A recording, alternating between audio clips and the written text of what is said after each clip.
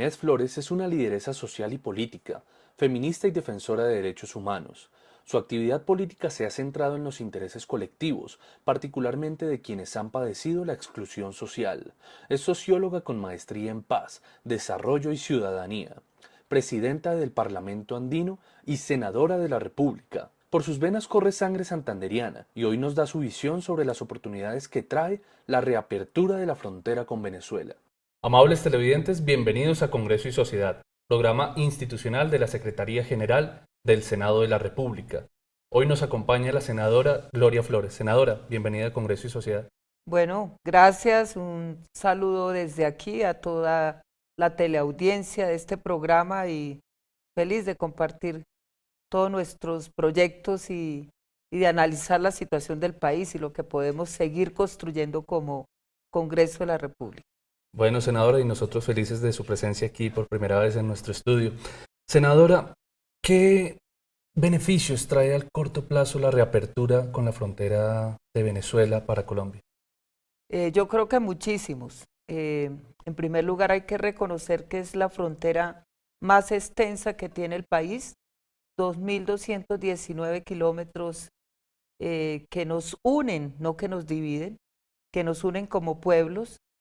Tenemos departamentos fronterizos desde La Guajira, Cesar, norte de Santander, Boyacá, Arauca, Bichada y Guainía, que son, imagínense, tantos departamentos afectados, más lo que podemos denominar los departamentos que hacen parte de la frontera extendida, los Santanderes, el Magdalena Medio, el Magdalena y Atlántico, muy cercanos a La Guajira y el Cesar, que sí son fronterizos, Casanare, en fin, tenemos un impacto directo en casi un 35% del territorio colombiano.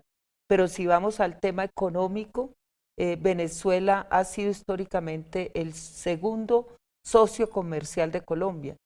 Al romperse las relaciones diplomáticas y cerrarse la frontera, el impacto sobre la economía del país en general, sobre grandes grupos económicos de el Valle del Cauca, de Antioquia, de la costa Caribe y de Bogotá, ha sido inmenso, para no destacar exclusivamente la economía de las zonas fronterizas como los Santanderes, que fueron fuertemente afectados, Boyacá y los llanos orientales, porque tenían un comercio profundo con el vecino país.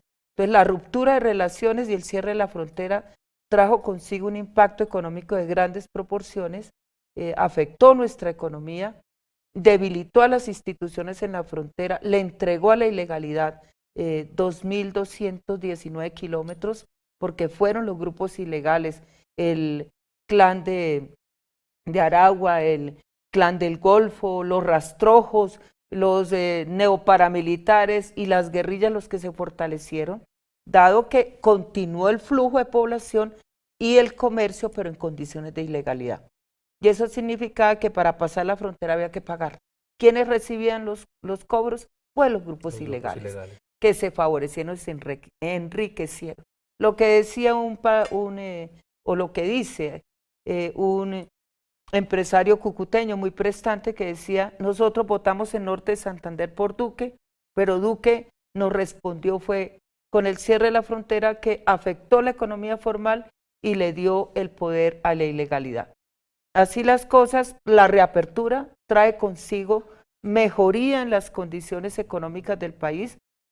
Hay una expectativa gigantesca de los grandes grupos económicos, hay una expectativa del pequeño y mediano empresario que resistió en los departamentos de frontera y que necesita un reimpulso y, como dijo el presidente de la República, un compromiso muy fuerte para que tengan el apoyo del gobierno a fin de que esas zonas de frontera se industrialicen y puedan ofrecer empleo digno para los habitantes.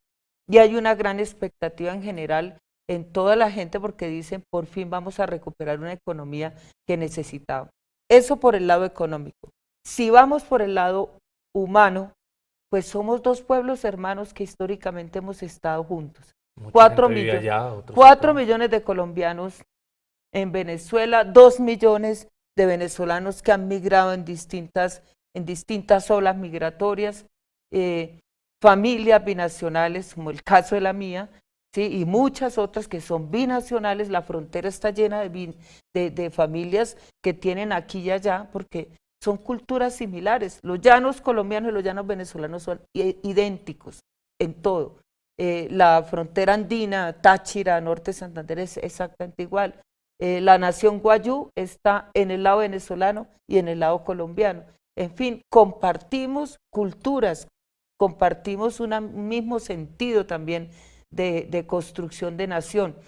Y entonces, ¿qué pasa? Al romperse las relaciones se afectó de manera sensible a los colombianos, a los venezolanos, se rompieron las relaciones, no habían consulados para hacer el trámite más sencillo.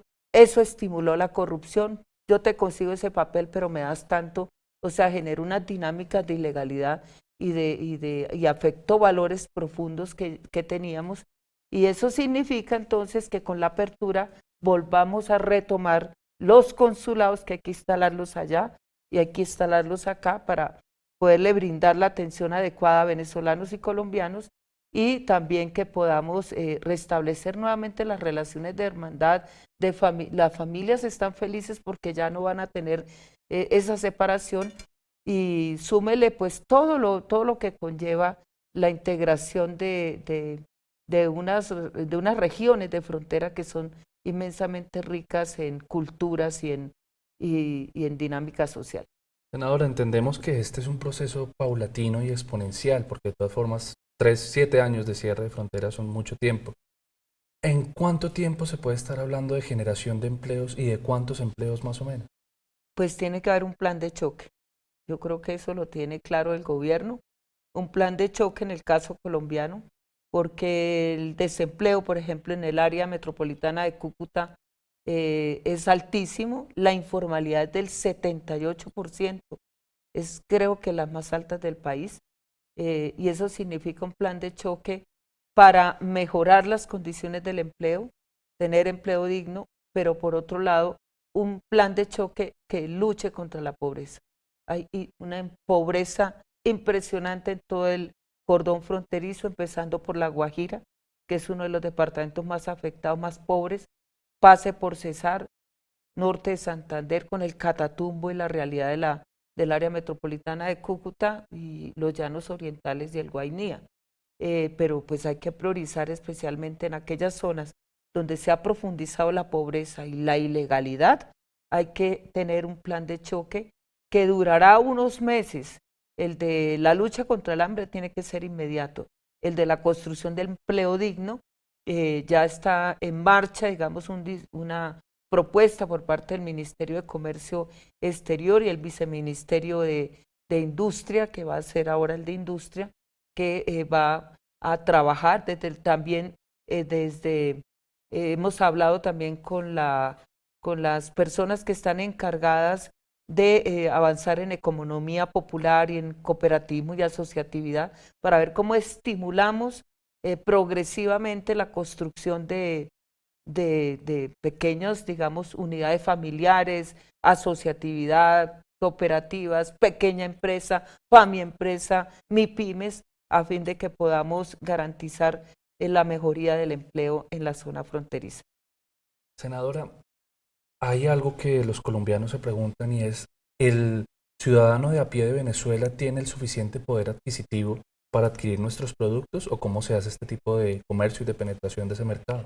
Bueno, ahí hay muchas cosas que hay que también resolver, porque se está, digamos, eso también es paulatino, las leyes aduaneras, todo lo que tiene que ver con impuestos, a los aranceles.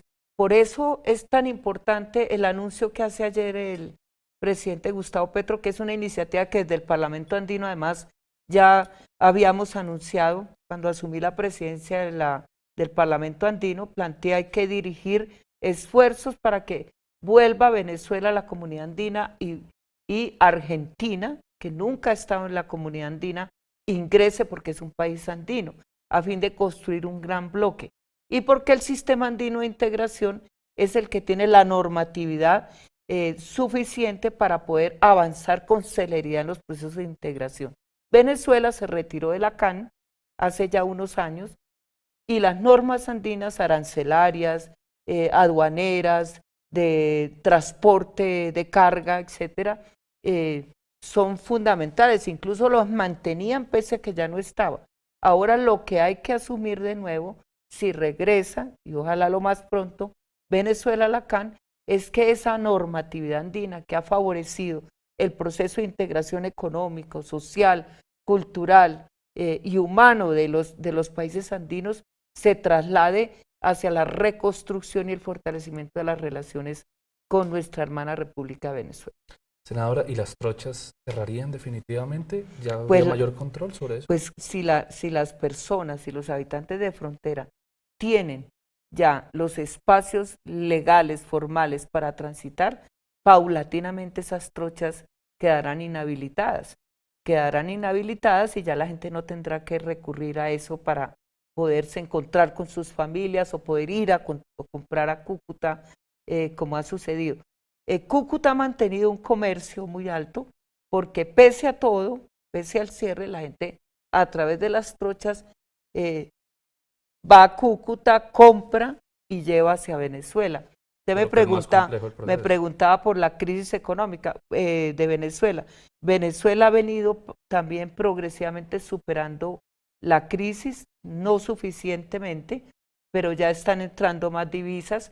La guerra entre Rusia y Ucrania hizo que Estados Unidos tuviera que amorigerar las medidas contra Venezuela, tuviera que ir a hablar del tema petrolero nuevamente para salvar también las necesidades que tiene Estados Unidos en esa materia. Y eso ha generado unas condiciones distintas porque aunque no se ha superado el bloqueo y las sanciones de Estados Unidos que han afectado de manera tan fuerte la economía venezolana, abre unas pequeñas puertas que ha generado unas mejores condiciones en Venezuela económicas y eso también ha ayudado a la frontera nuestra porque se está, digamos, abasteciendo de Venezuela en medicamentos, especialmente la tractomula que pasó ayer iba llena de medicamentos hacia Venezuela y eso es una maravilla porque Colombia siempre surtió a Venezuela de medicamentos, ese era uno de los productos que apoyaba directamente nuestro país. Eso fue muy lindo porque fue entregar vida hacia Venezuela a través de los medicamentos que llevaba la tractomula. Entonces las condiciones en Venezuela han venido cambiando un poco, con esta apertura va a mejorar mucho la economía venezolana, eso va a tener un impacto también sobre los migrantes en Colombia y en otros países de la región, porque los migrantes, por supuesto, al ver que mejora la economía allá, retornan porque tienen allá mejores condiciones de vida, dado que tienen salud, tienen educación gratuita, tienen casa porque pues Venezuela ha tenido un apoyo de, creo que ya van en 5 millones de casas que han entregado a la población, o sea, la gente no tiene tantas limitaciones en vivienda y si mejora la economía, pues tendrán ingresos y quizás algunos prefieran retornar. El mensaje nuestro cual ha sido, el que quiera retornar contará con todos los apoyos, tanto del gobierno, imagino ya, del gobierno venezolano con su plan Vuelve a Casa, pero en el caso de los que quieran quedarse acá, bienvenidos y el presidente Petro fue muy claro en disponer medidas que son fundamentales para la población venezolana. Allá hay una altísima formación académica, es el segundo país en América Latina que tiene cobertura de educación superior y ese hecho hace que pues, estén muy preparados, pero no han podido muchas veces ejercer su profesión por la homologación de títulos. Al permitir el gobierno colombiano, por la directriz del presidente, homologación de títulos venezolanos, pues los que se quieran quedar trabajando tendrán todas las posibilidades y facilidades en nuestro país.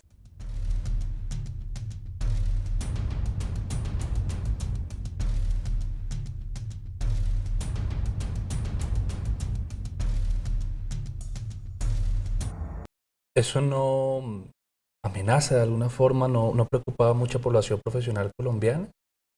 Pues yo creo que no, porque es que yo creo que lo que se trata y es la apuesta del gobierno nacional es estimular la industrialización del país, hacer que este país se vuelva más productivo.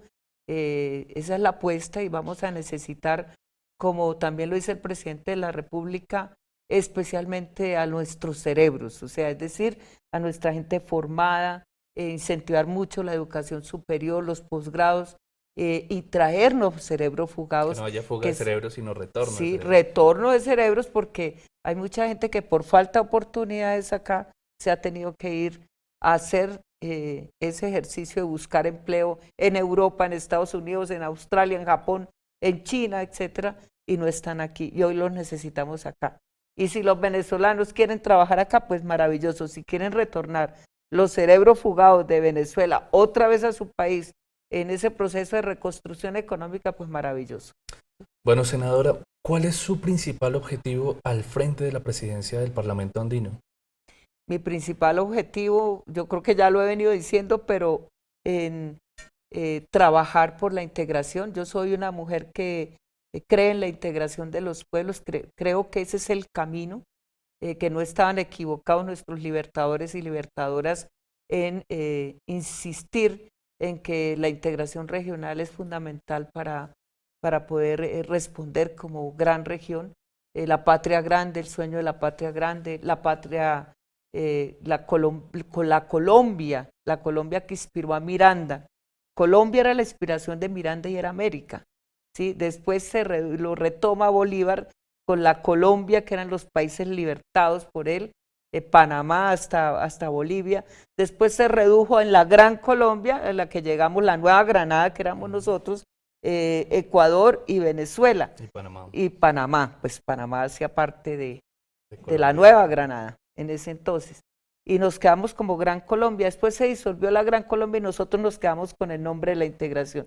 Bueno, en gala a ese nombre que llevamos, el de la integración que significa Colombia, tenemos que empezar a trabajar en esa dirección, porque en el pasado hemos trabajado en contra de la esencia misma de lo que significa Colombia. Nos hemos visto más en el espejo de Estados Unidos, de Canadá, de Europa, que en el espejo propio de nuestra región. Hemos desestimado y muchas veces subvalorado y pateado a nuestros vecinos. No hemos tenido una postura integracionista seria porque hemos privilegiado otros intereses. Y se trata ahora de recoger no solo la memoria y la historia de nuestra gente que apoyó en toda esta construcción, sino también ser coherentes y fieles a la Constitución del 91, que reza que en política exterior la prioridad es la integración de América Latina y el Caribe. Entonces el paso por la comunidad andina es fundamental, porque es el sistema de integración más viejo del continente, incluso que inspiró a la Unión Europea, ¿sí? Y que tiene los pilares y que necesita revitalizarse en relación con los desafíos que tenemos.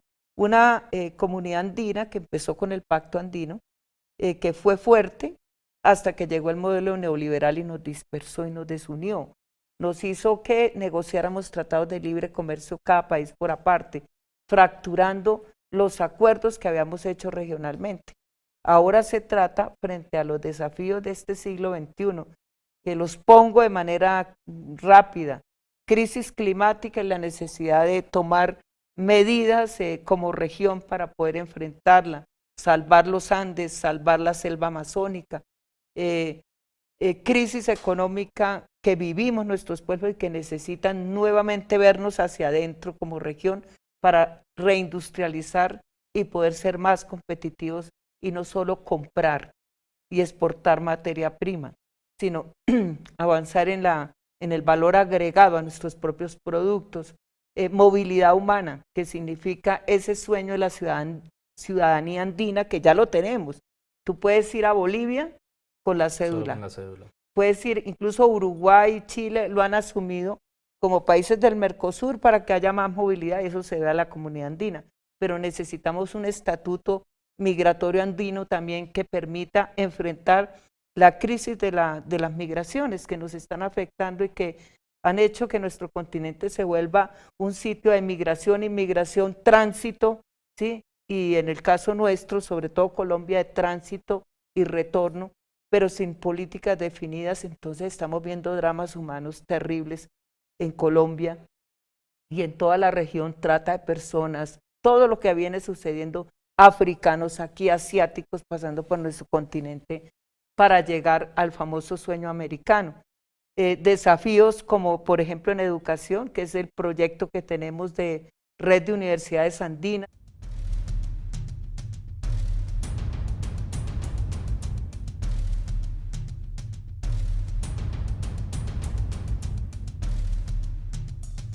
De avanzar en la homologación de títulos, de que los jóvenes y los estudiantes, pero también los maestros puedan tener una movilidad andina, que nuestros títulos puedan ser reconocidos en varios países, o sea, que haya movilidad profesional.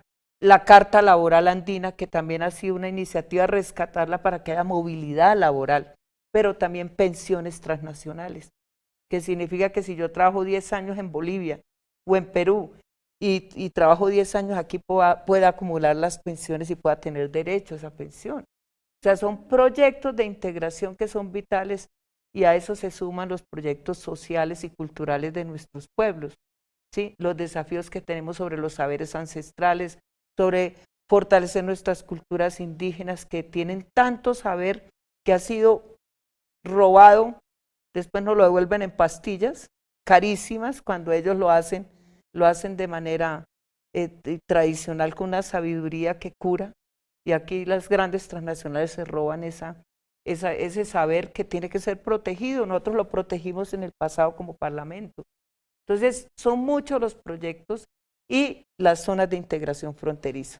Las fronteras como espacio no de división, sino de integración, que eso implica también una serie de medidas binacionales o trinacionales que garanticen que los pueblos de frontera son pueblos unidos, que es el experimento que vamos a hacer, o la experiencia que queremos comenzar a aplicar a propósito con Venezuela, con una zona especial de integración que tenga como una gran área metropolitana de los dos países, con zonas francas, con desarrollo industrial, que podemos implementarlo allá, pero también lo podemos hacer en Tulcán, con Ipiales, en fin, muchas tareas que tenemos en el plano de la integración y que pues yo estoy convencida que ese es el camino y que hacia allá vamos a dirigir todos los esfuerzos como Parlamento y como Comisión Segunda del Senado, porque estamos compartiendo el sentido también de la política y por lo menos de la guía y de la incidencia en política internacional que podemos hacer desde el Senado y acompañar los esfuerzos del gobierno nacional para que podamos agilizar y movilizar todas estas propuestas a fin de que Colombia se vuelva una estrella en la integración.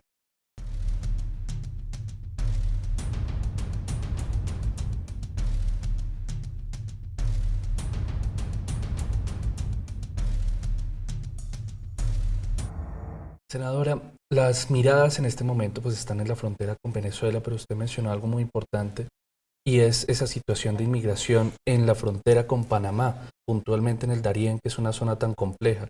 Tuve la oportunidad de conocerla cuando dirigí Arqueolombia, una serie sobre arqueología colombiana, y realmente todos los problemas que se puedan tener en la humanidad están allá. Hay narcotráfico, hay guerrilla, hay trata de blancas. Bueno, ¿cómo van a trabajar esa zona de fronteras con Panamá para que no pase esto?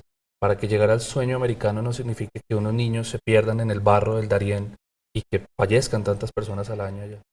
Sí, estuve precisamente hablando con el defensor del pueblo de Panamá en un evento internacional que hubo convocado por la Defensoría del Pueblo, y el drama es impresionante. Lo constatamos desde Colombia, pero en Panamá es aún más duro, pues porque se reconoce allá en la atención las condiciones en las que llega la gente, los que logran sobrevivir. No sabemos cuánta gente queda perdida en la selva y se muere en la selva, cuántos niños, niñas, familias africanas o caribeñas, haitianas o de República Dominicana o asiáticas o colombianas o venezolanas, claro, o del sur que quedan ahí en el camino. Me decía que 130.000 personas recibieron el año pasado, solo desde el tapón del Darién y toda esa travesía que es horrible. La gente también es víctima de los coyotes, víctimas de robo, víctimas de violaciones de mujeres, de niñas. En fin, la gente vive unas vicisitudes horribles. Entonces, ahí hay una crisis. ¿Por qué razón? Porque es que la frontera de Estados Unidos ya no está en México, está en Panamá con Colombia.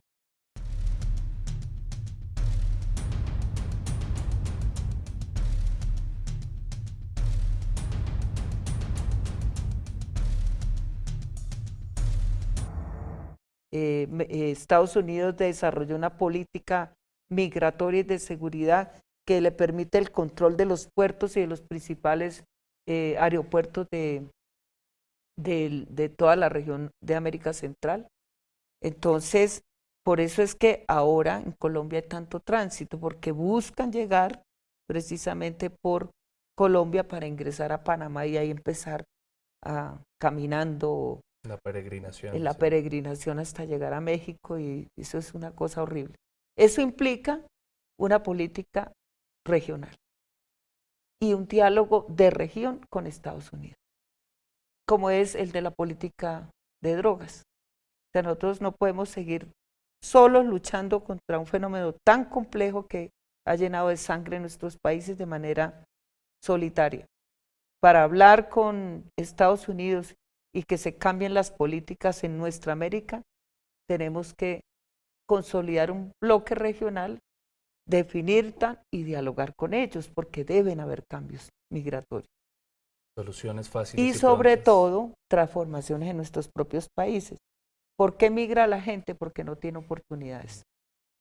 Entonces, lo que tenemos que hacer es crear condiciones a favor de nuestras propias sociedades para que tengan oportunidades y puedan decir, no tengo que irme a trabajar 20 horas y a matarme en Estados Unidos para poder mandar $200 a mi casa porque tengo un empleo en Colombia o en Chile o en Ecuador o en Uruguay. Soluciones fáciles para esa frontera por ahora no hay. Soluciones es difícil, pero no es de Colombia y Panamá.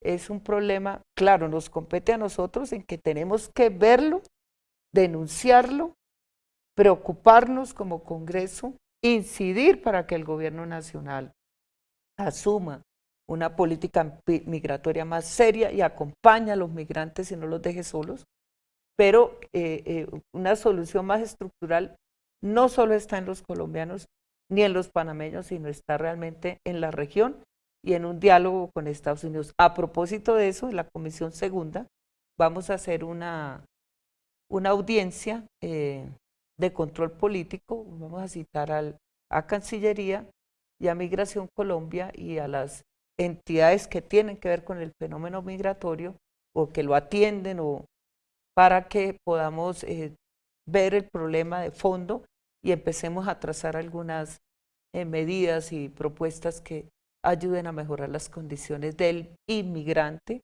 del emigrante, del retornado y del que va en tránsito. Estaremos muy atentos porque es una zona que concentra particularmente nuestra atención y sus gentes necesitan ya acción en el territorio. Muchas gracias, senadora, por su presencia aquí en Congreso y Sociedad. ¿Cuáles son sus redes sociales? Bueno, en Twitter, Gloria Floresí, @GloriaFloresí.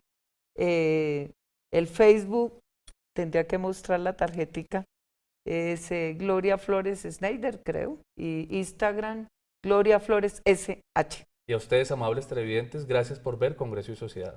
Los esperamos en una próxima oportunidad.